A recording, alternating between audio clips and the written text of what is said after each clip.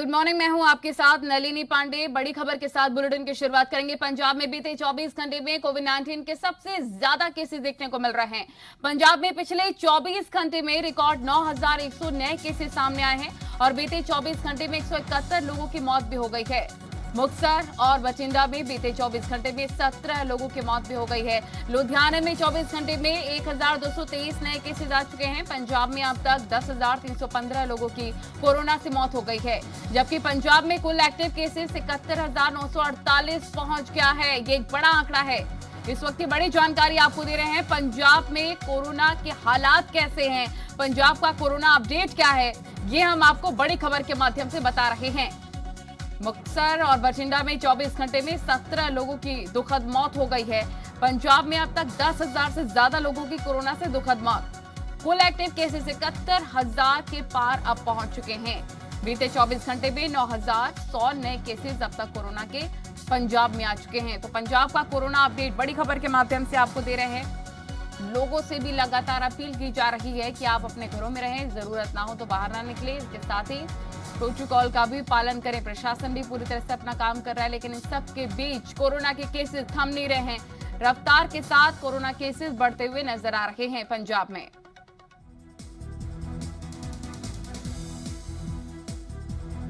पंजाब के मुख्यमंत्री कैप्टन अमरिंदर सिंह ने कहा है कि किसान आंदोलन को नुकसान पहुंचाने का सवाल ही नहीं उठता है, लेकिन कोविड पाबंदियों के उल्लंघन की इजाजत नहीं दी जा सकती है। मुख्यमंत्री ने कहा कि फिलहाल सरकार की प्राथमिकता कई जिंदगियां बचाने की है जो दांव पर लगी हैं।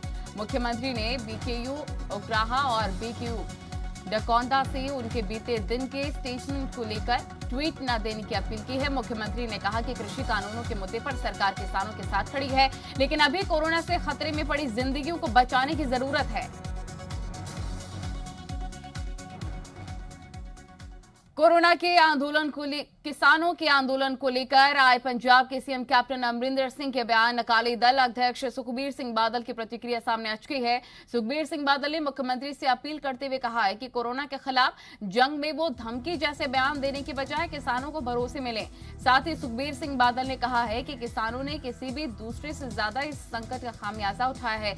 ऐसे में सरकार पुलिस को सख्त कार्रवाई के लिए कहने की बजाय करुणा और संवेदनशीलता के साथ किसानों तक पहुंचे। उन्होंने कहा है कि ये मुश्किल वक्त है और इसमें सबको मिलकर लड़ना चाहिए।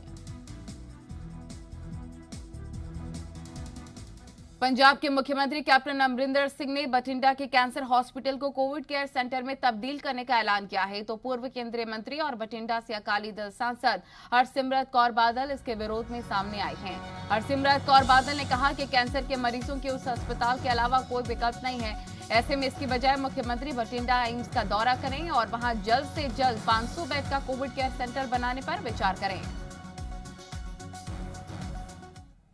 बठिंडा में जिहड़ा कैंसर ते डायग्नोस्टिक सेंटर हैगा उन्होंने बंद करके एक कोविड वार्ड च बदलिया जाऊगा।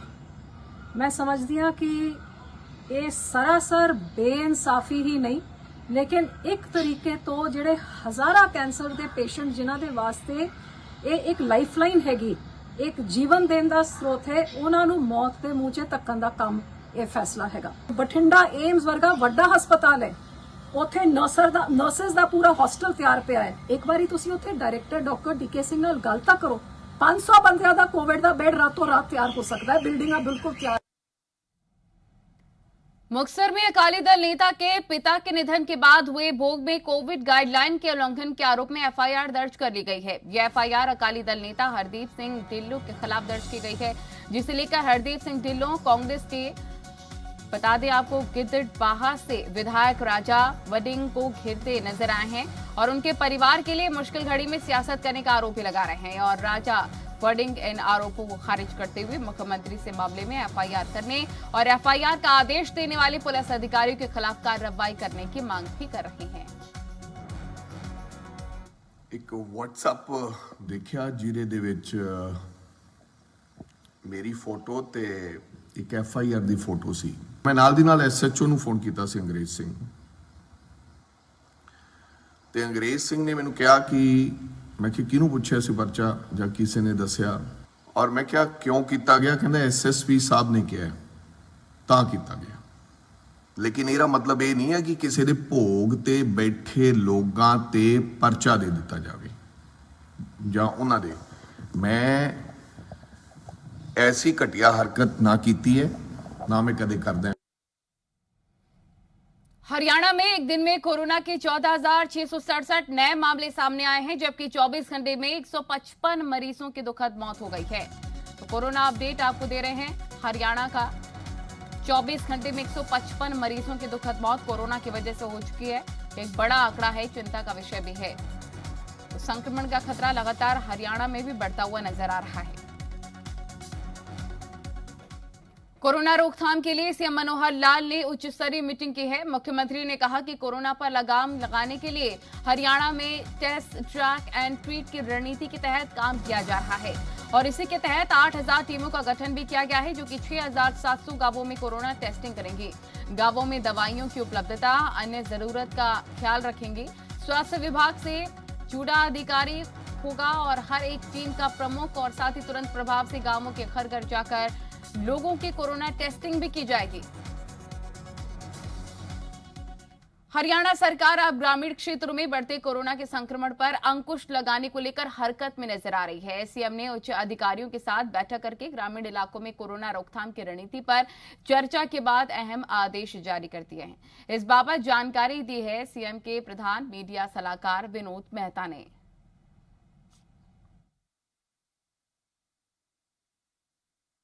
बातचीत करने के लिए हमारे साथ मुख्यमंत्री मनोहर लाल खट्टर के principal media adviser Vinod Mehta ji हैं। सर, क्या कुछ खास रहा आज की मीटिंग में? किस तरह जो ग्रामीण क्षेत्र हैं वहां कोविड मैनेजमेंट किया जाएगा? क्योंकि शहरी क्षेत्रों में आसान होता है, लोग लिटरेट होते हैं, अवेयर होते हैं। ग्रामीण क्षेत्रों में ये मैनेजमेंट करना थोड़ा मुश्किल है क्योंकि वहाँ जागरूकता की ज्यादा जरूरत है। देखिए, चीफ मिनिस्टर का दो टूक फोकस था कि पूरी ताकत अब गाँव में लगानी चाहिए। गाँव में इसलिए भी लगानी चाहिए कि गाँव में डायरेक्ट जो हेल्थ सर्विसेज का स्टैंडर्ड है वो उतना नहीं होता जो शहरों में अवेलेबिलिटी है।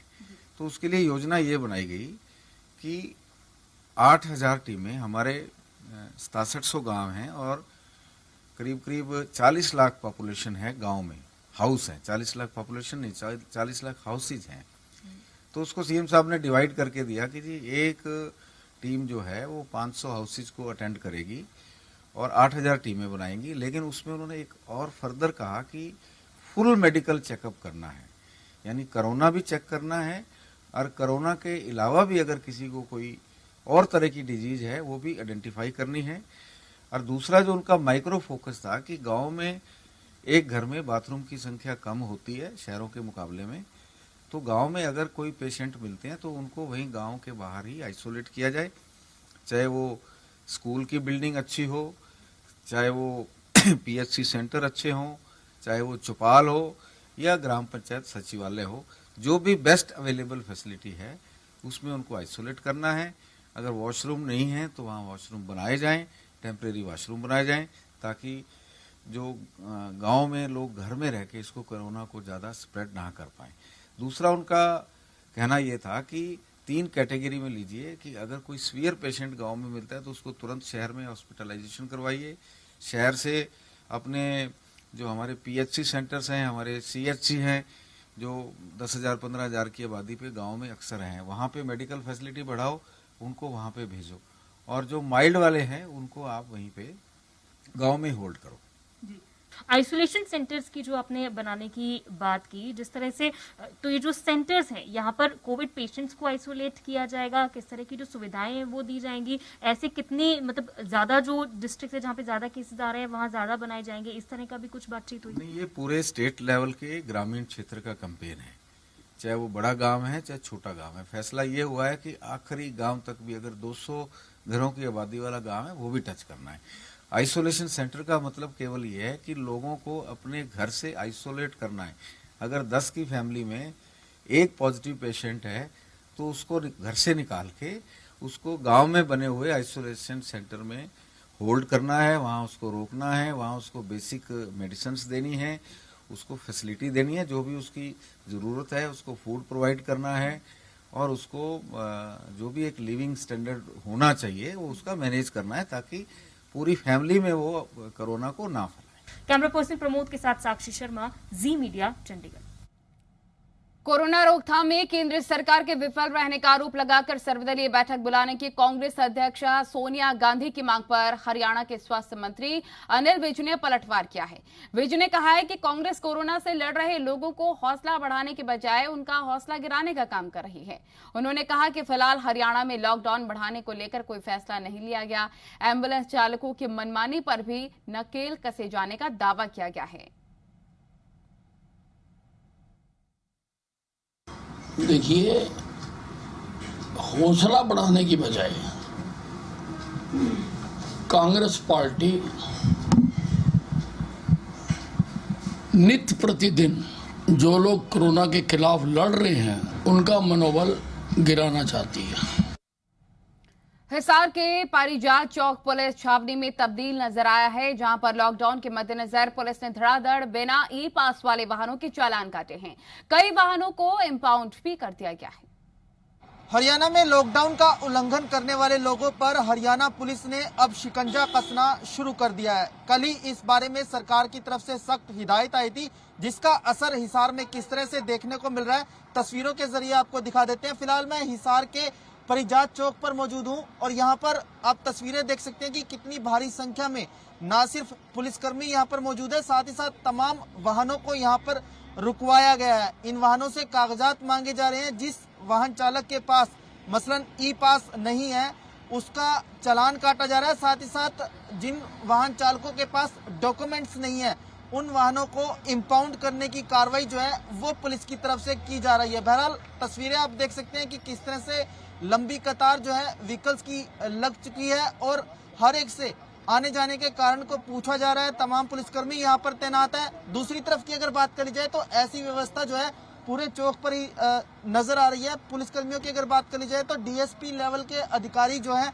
वो यहाँ पर मौजूद है। फिलहाल हिसार के परिजात चौक की ये तस्वीरें हैं। चौक के परली साइड की अगर बात कर ली जाए, दूसरी तरफ की बात कर ली जाए कि किस तरह का यहाँ पर माहौल है वो भी आपको दिखाएंगे। फिलहाल हरियाणा में लॉकडाउन चल रहा है, ऐसे में बिना किसी कारण यानी कि जिनके पास नहीं है उनको किसी भी कारण से बाहर नहीं घूमने देना। इस संबंध में जिस तरह से सरकार की हिदायत आई तो उसके बाद अब यहाँ पर कार्रवाई चलती नजर आ रही है। तस्वीरों के जरिए आप देख सकते हैं कि तमाम वाहनों को यहाँ पर रुकवाया गया है। खुद डीएसपी लेवल के अधिकारियों के साथ साथ हरियाणा पुलिस के काफी संख्या में यहाँ पर जवानों को तैनात किया गया है और एकाएक जो है आज कार्रवाई पुलिस की तरफ से की गई है। खुद डीएसपी लेवल के अधिकारी देखिए ई पास चेक कर रहे हैं कि क्या कारण इन्होंने बताया है बाहर आने जाने का। तमाम पहलुओं पर बातचीत जो है इनकी तरफ से की जा रही है और उसके बाद ही वाहनों को आगे जाने दिया जा रहा है। डीएसपी अशोक कुमार जो यहाँ पर मौजूद हैं उनसे बातचीत भी करने की कोशिश करेंगे कि आखिर क्या रीजन है, किस तरह से ये कार्रवाई चल रही है।